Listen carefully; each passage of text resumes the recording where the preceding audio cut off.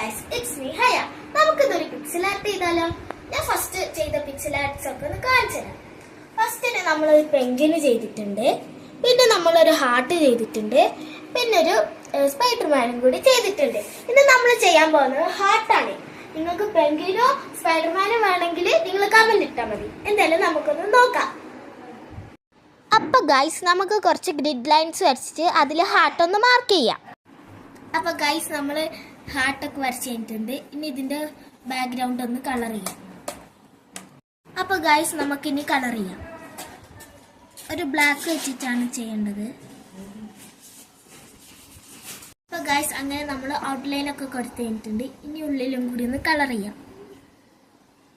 Guys, ഇതും കൂടി കഴിഞ്ഞിട്ട് പിക്സൽ ആർട്ട് കഴിഞ്ഞിട്ടുണ്ട്.